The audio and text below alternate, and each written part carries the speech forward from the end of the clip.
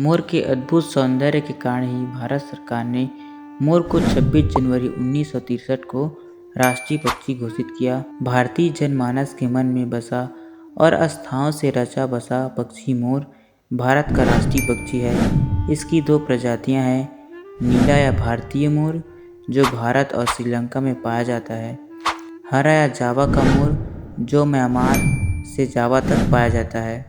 1913 में एक पंख मिलने से शुरू हुई खोज के बाद 1936 में कांगो मोर का पता चला। मुख्यतः मोर नीले रंग में पाया जाता है, परंतु यह सफ़ेद, हरे व जामुनी रंग का भी होता है।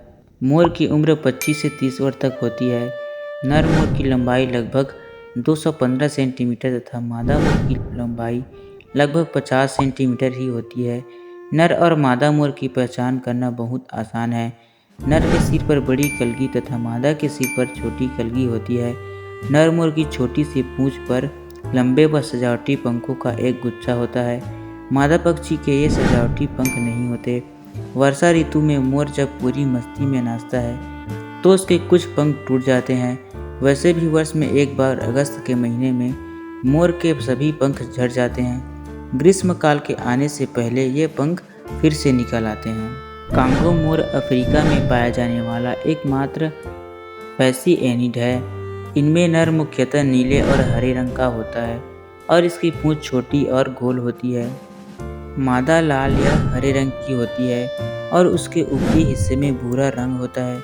यह बहुत ऊंचा तथा देर तक नहीं उड़ पाती, परंतु इसकी दृष्टि व सूंघने की शक्ति बहुत तेज होती है। अपने इन्हीं गुणों के कारण यह अपने मुख्य दुश्मनों कुत्ता तथा सियारों की पकड़ में कम ही आती है। भगवान कृष्ण के मुकुट में लगा मोर का पंख इसी पक्षी के महत्व को दर्शाता है। महाकवि कालिदास ने महाकाव्य मेघदूत में मोर को राष्ट्रीय पक्षी से भी अधिक ऊंचा स्थान दिया है। राजा महाराजाओं को भी मोर बहुत पसंद रहा है। प्रसिद्ध सम्राट चंद्रगुप्त मौर्य के राज्य में जो सिक्के चलते थे उनमें एक तरफ मोर बना होता था। मुगल बादशाह शाहजहां जिस तख्त पर बैठते थे उसकी शक्ल मोर की ही थी। मोर एक बहुत ही सुंदर, आकर्षक तथा शान वाला पक्षी है। बरसात के मौसम में काली घटा छाने पर जब यह पक्षी पंख फैलाकर नाचता है तो ऐसा लगता है मानो इसने हीरो जड़ी शाही पोशाक पहनी हो। इसलिए इसे पक्षियों का राजा कहा जाता है। पक्षियों का राजा होने के कारण ही सृष्टि के रचयिता ने इसके सिर पर ताज जैसी कलगी लगाई है। मोर प्रारंभ से ही मनुष्य के आकर्षक का केंद्र रहा है। अनेक धार्मिक कथाओं में मोर को बहुत ऊंचा दर्जा दिया गया है। हिंदू धर्म में मोर को मारकर खाना महापाप समझा जाता है। मोर एक सर्वाहारी पक्षी है।